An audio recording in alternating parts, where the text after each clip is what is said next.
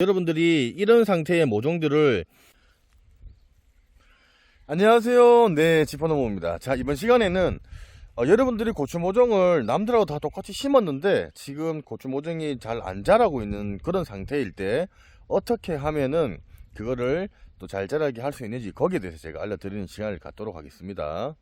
자, 여러분들 이제 고추를 심고 나면은 한 요 정도로 이제 보통 이제 자랐을 겁니다. 키는 한 30에서 한 40cm 정도 되고, 밑에 겨순부터 저희는 겨순을 제거를 해줬죠, 그죠? 해주면서 위에도 이렇게 겨순을 조금씩 이렇게 지금 제거를 하고 있는 상황인데, 이제 이렇게까지 지금 겨순도 안 나오고 심었는데도 상태가 많이 안 자라는 경우 같은 경우에는 여러분들이 중요한 게 뭐냐면, 그렇게 안 자라는 이유가 여러 가지가 있는데 제가 그 고추 모종을 한번 보면서 설명을 드리도록 할게요. 자, 그래서 앞에 보이는 것처럼 원래는 그렇게 자라야 되는데, 보통 지금 여러분들 고추 모종이 심고 나서 키도 고드래고 고추꽃에 열매는 꽃이 피면서 열매는 달리고 있고 뭐 잘리 몽땅하고 옆에 겨순도 뭐 이런 식으로 나올랑 말랑하고, 자, 이런 고추 같은 경우에는 저 원인을 먼저 여러 가지가 있지만 그건 제가 더 디테일하게 다음 시간에 말씀을 드릴 거고, 평균적으로 가장 크게 원인이 되는 게 뭐냐면, 여러분들이 고추 모종을 사실 때 고추 모종이 보통 우리가 90일묘 뭐 80일묘 이렇게 얘기를 하잖아요. 그런데 시중에 유통을 될 때 유통 과정에서 잘 판매가 안 되는 그런 고추 모종 상당히 많아요. 그런 모종을 계속 놔뒀다가 소비자분들이 그 고추 모종을 샀을 때 이 식물들이 노후가 되면은 잘 안 자라냐면은 꽃을 피우고 열매를 만들어서 종자 번식을 하는 방향으로 얘네들이 힘을 쓰게 되는 겁니다.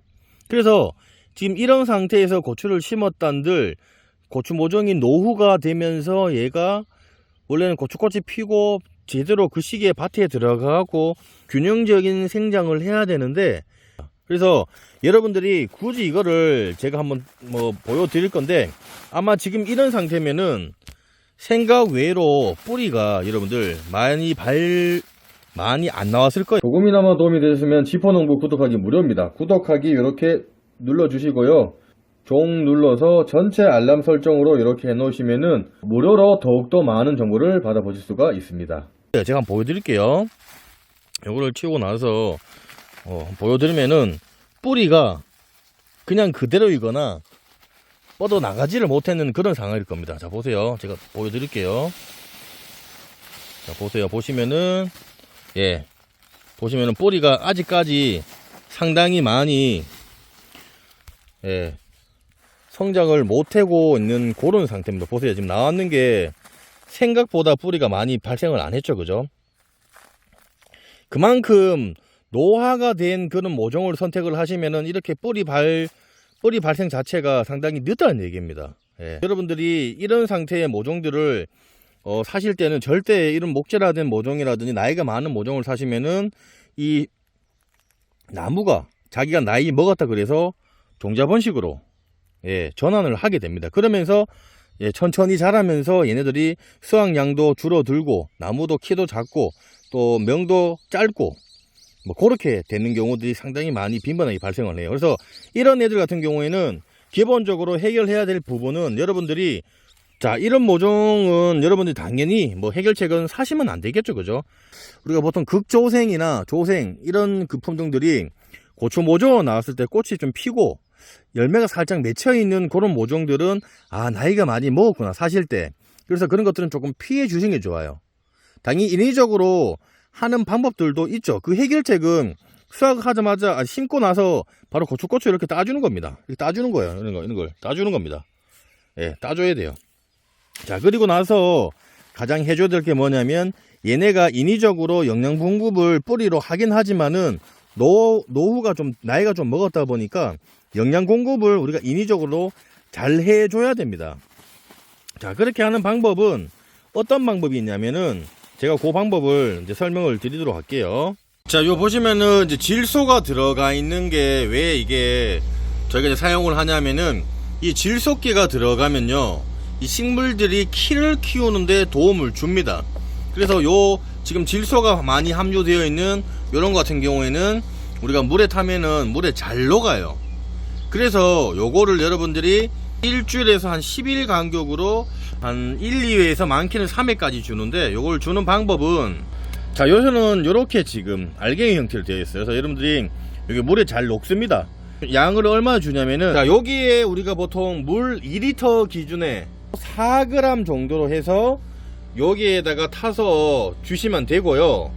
여러분들이 요런 말통에 우리가 지금 등짐을 지고 치는 요 지금 한 말짜리 기준 같은 경우에는 요소를 40g으로 해서 여러분들이 녹여서 사용을 하시면 됩니다.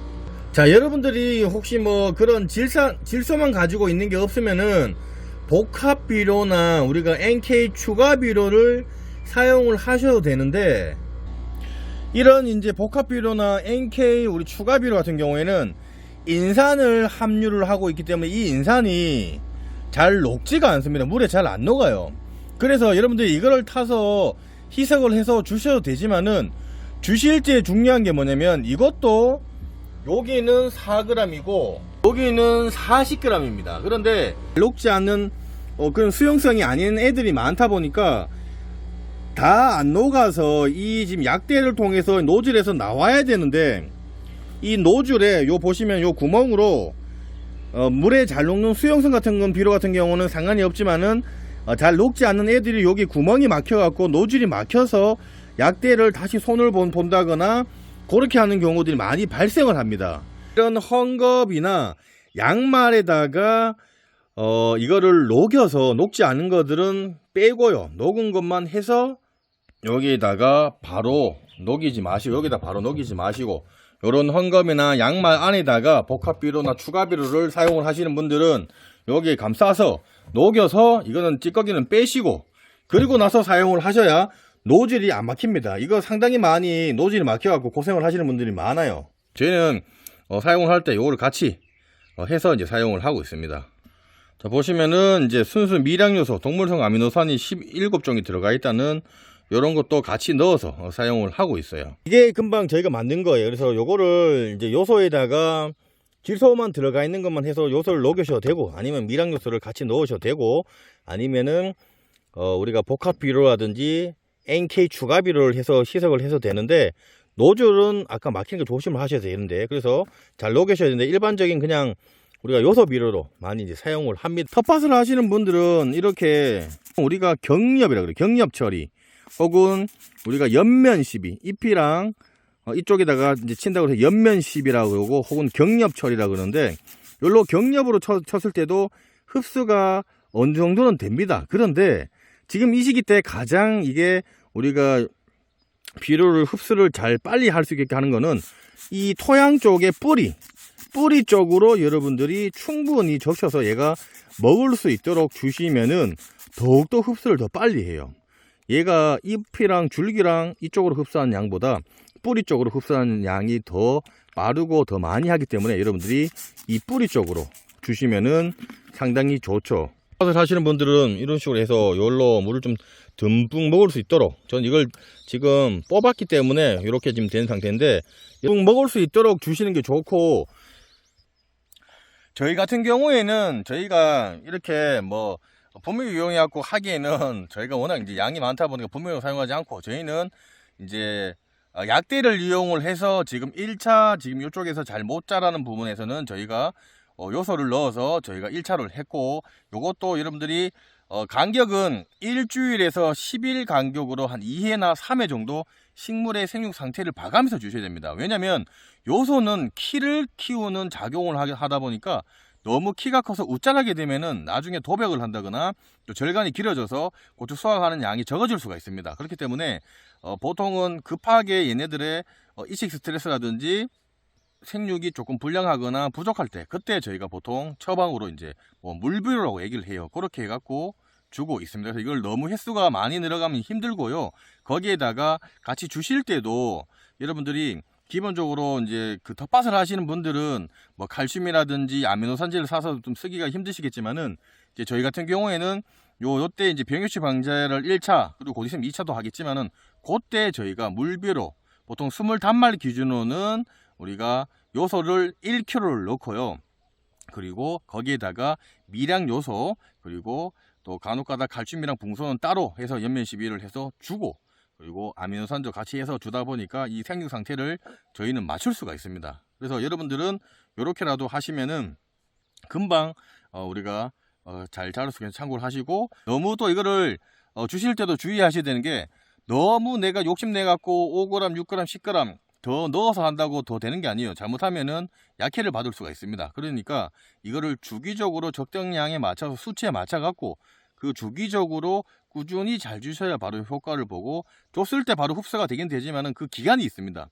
그래서 그 기간을 지키면서 여러분들이 키우셔야 됩니다. 자, 다음 시간에는 이것 말고도 자라지 않는 3가지랑 그걸 해결하는 방법에 대해서 제가 알려드리는 시간을 갖도록 하겠습니다. 보시면서 궁금한 사항 있으시면 댓글 남겨놓으시면 제가 상세히 설명을 해드릴 거고요. 조금이나마 도움이 되었으면 저희 지포농부 구독하기, 좋아요 공짜고 무료입니다. 네, 구독하기, 좋아요 부탁드리겠습니다. 감사합니다.